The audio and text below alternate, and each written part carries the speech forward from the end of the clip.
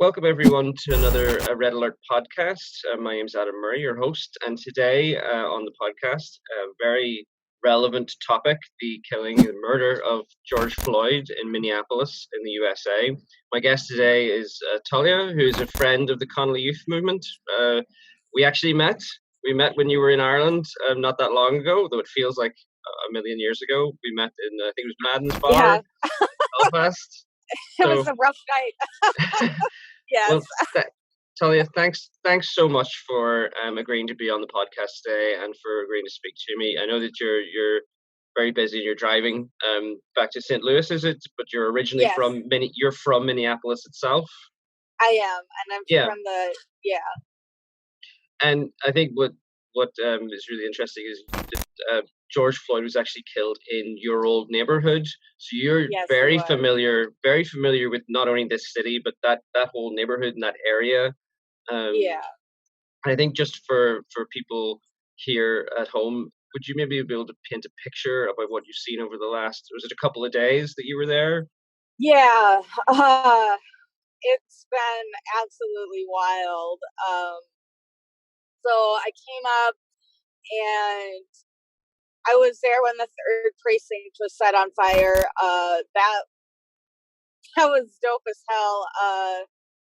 Just seeing like the masses of folks like just rising up and saying enough is enough. We're not going to deal with this anymore. Like Minneapolis PD is notoriously racist. Their police union is run by Bob Kroll, who is best friends with Trump. He is a known white supremacist, but I think saying half a white supremacist is pretty redundant. But with the neighborhood, it is slowly being gentrified, and there have been attacks, like there have been like vandalism and stuff on these new businesses that have been popping up. So it was just a matter of time for something like this to happen.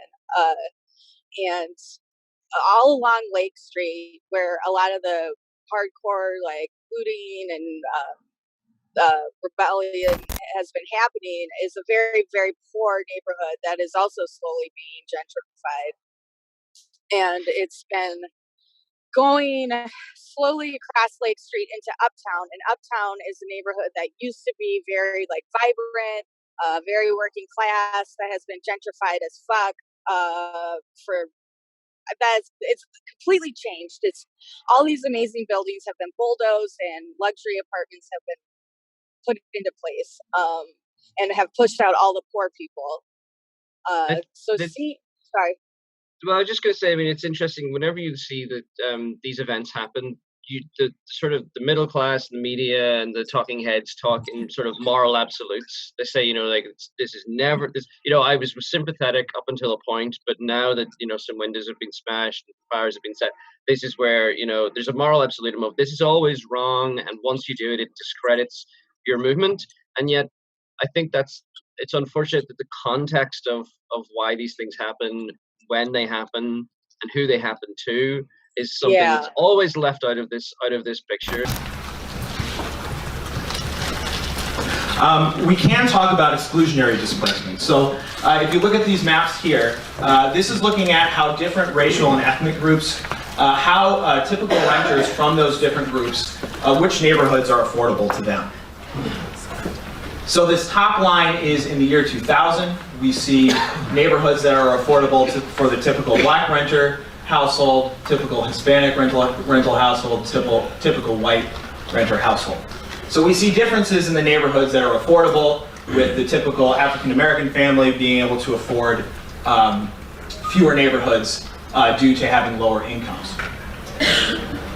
But this can change over time. So now we jump to 2014 and we see a loss of affordability for white households due to rising rents and stagnant incomes, similarly with Hispanic and Latino households. And then we see this extreme pattern here where not a single neighborhood is affordable to the typical black renter household. So we believe that this type of exclusionary displacement is definitely a reality already here in Minneapolis. As you say, the poverty, the gentrification, you've got people being moved out of areas that they've lived in sometimes for generations because of Yeah. market forces. So you've already got like a very high level of tension in an area, and then you add to that tension systemic racism within state apparatus such as the police forces and the courts, and then you have that you just have that spark of such an Yeah. obvious extrajudicial murder on the streets. 8 minutes or so, this police officer has his knee on George Floyd's neck. People are saying, like, get off him. The guy's saying, I can't breathe. Yeah. The context is so very important in this, and I think it's really great that you're able to provide that context. The people that you met when you were back home, I mean, what was the sense that you got from them? Obviously, palpable rage and anger and frustration. Sure. Yeah, there's so many people in the neighborhood. It's like, I don't give a fuck. Burn this down. Like burn the buildings down. These are just multi-million-dollar corporations that have come into our neighborhood. Like, burn them down. I don't care. And a lot of I heard a story. I heard a story about, was it like a Chinese restaurant or an Indian restaurant? I think it might have been. And the people were trying to protect it initially, but unfortunately, then the fires did spread. And the story on, I mean, it was the posts on Twitter and Facebook where that the owner themselves said, let it burn. This anger is justified, and it's just that's just a casualty of it. Yeah, and a lot of them have been saying, like, the folks on the ground have been saying, you know what, these people have insurance. Like, they can rebuild. We can't bring George back. George is gone forever. And we can always rebuild, whatever. Like, you can't commit violence against a building, but you can take away an innocent life. And not the first life by any means. Not the oh, first no. life. Not even close. So I really got involved back when we occupied the 4th Precinct in 2015 after the police killed Jamar Clark while he was in handcuffs. They shot him.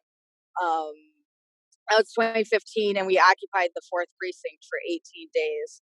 And I have definitely seen, like, people have learned so much from that time. Like, we need to take the struggle to the precincts.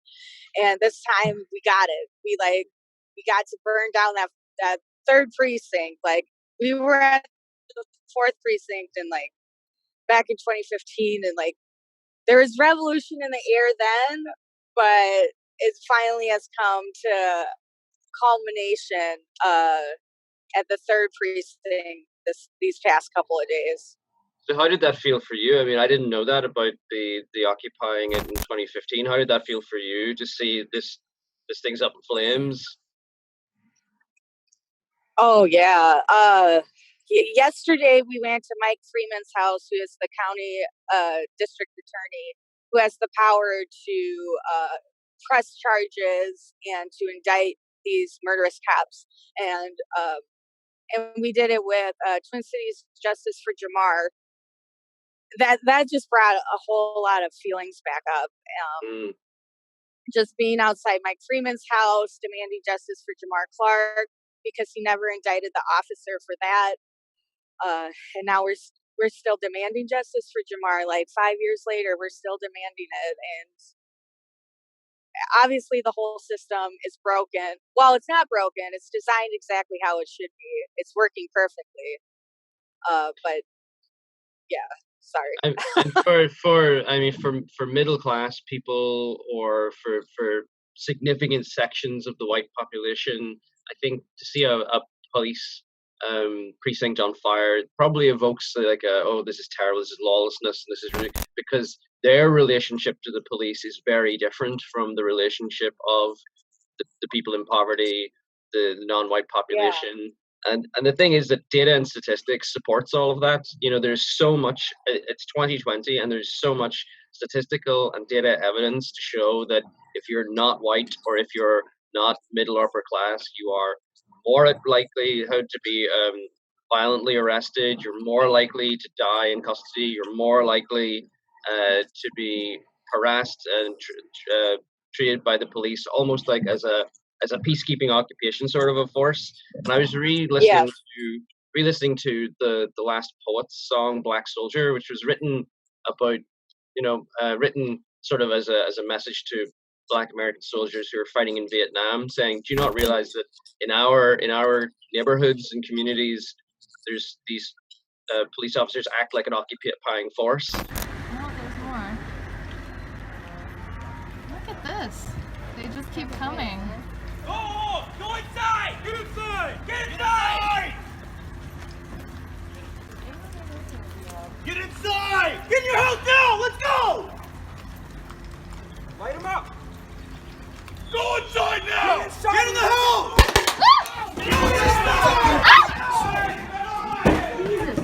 Get in, get in, get in, get in, get in, get in!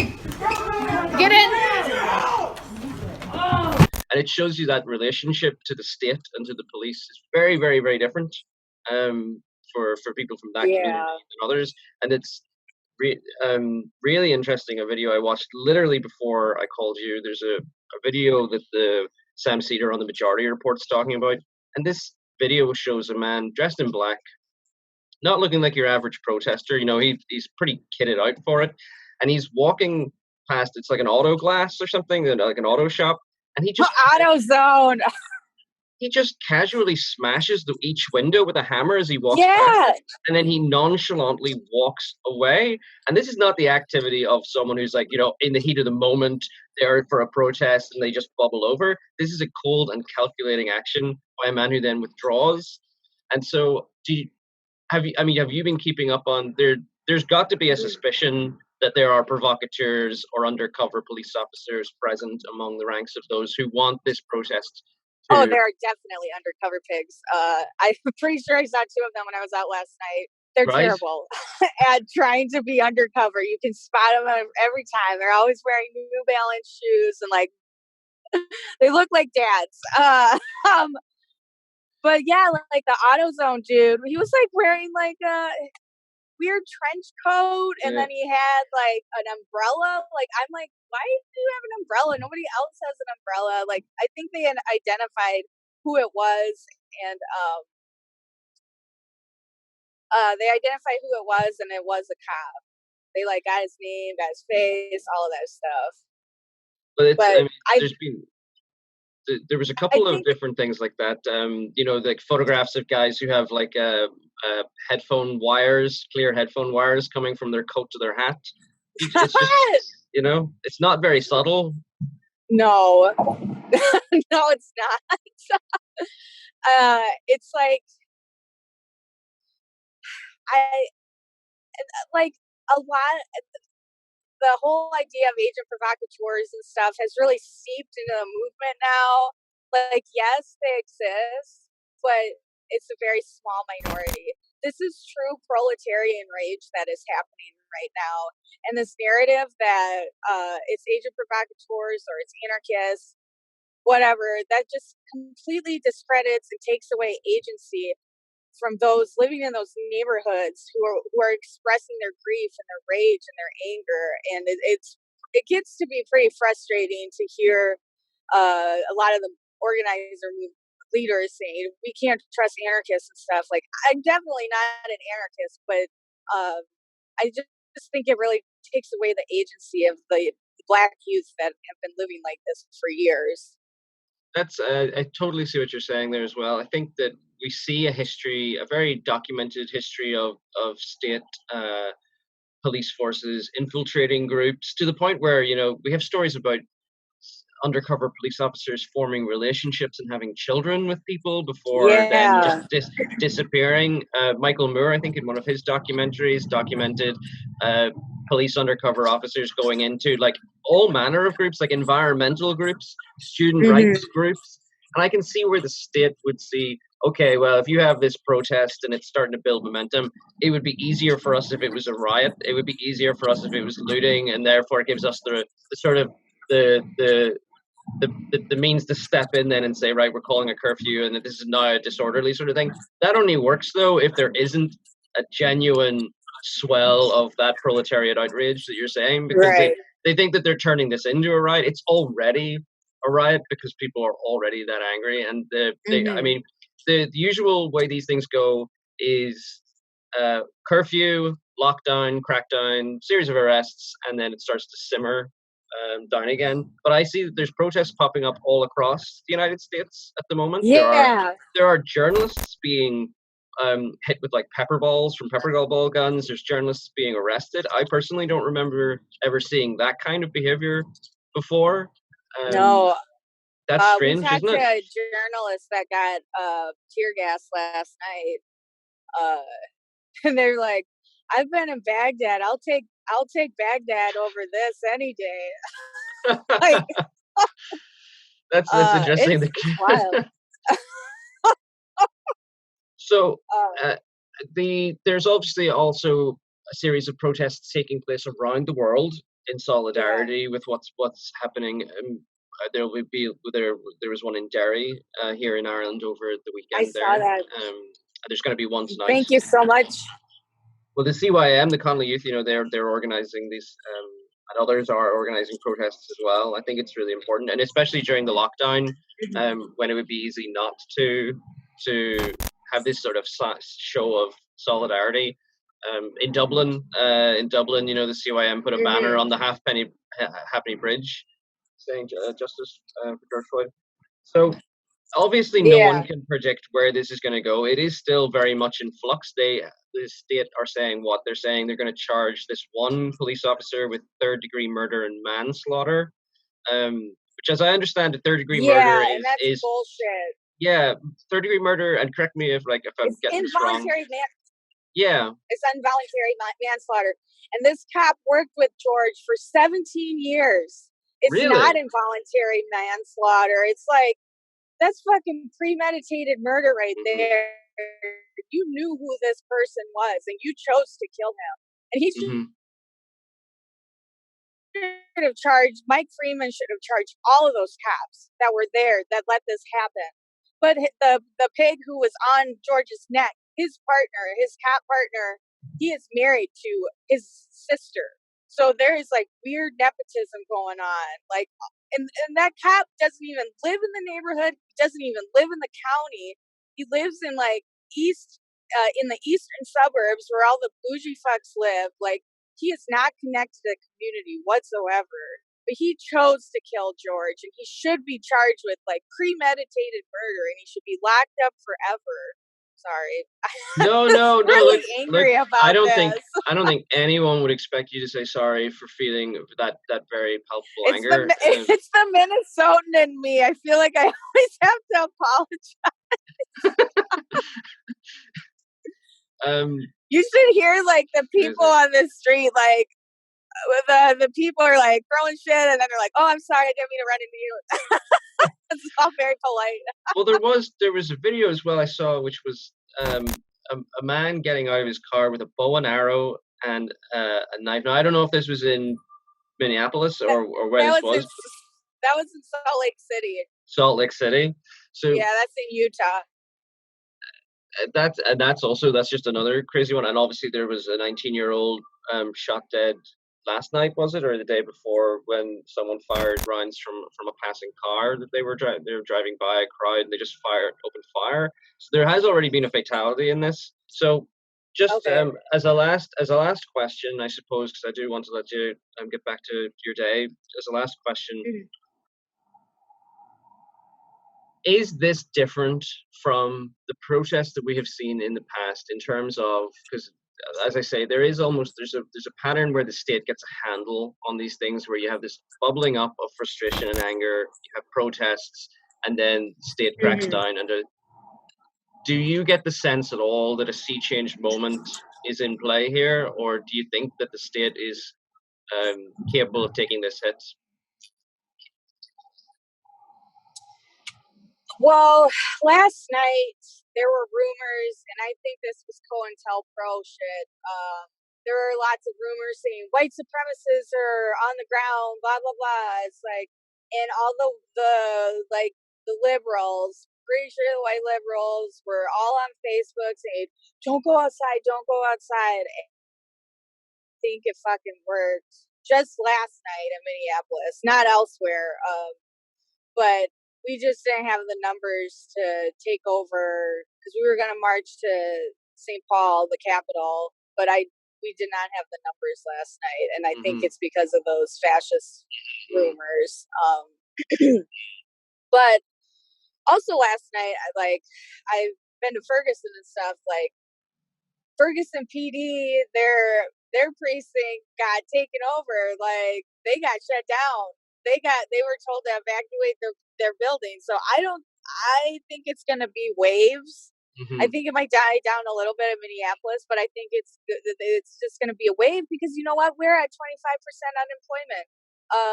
None of us are like the majority of folks aren't working, and if they are, they're working from home. Like I think this is the circumstances, the historical, like what's happening, the material conditions, what is happening on the ground is like we're 25% unemployed. And in Minneapolis, Minnesota, like we've been locked up. Like our winters are so bad. Like you're in the house from like October until May, and then with the virus, we've been on lockdown since March.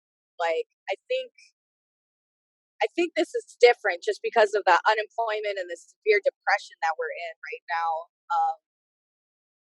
I Yeah. think it's different. Everything's different because of the severe because just the state of the job, like the market and the jobs and all of that, like And and it everything's being feels, cut. I think it feels different as well with a Trump presidency, doesn't it? Because Right. he's not even in that establishment way of trying to pour oil on troubled waters.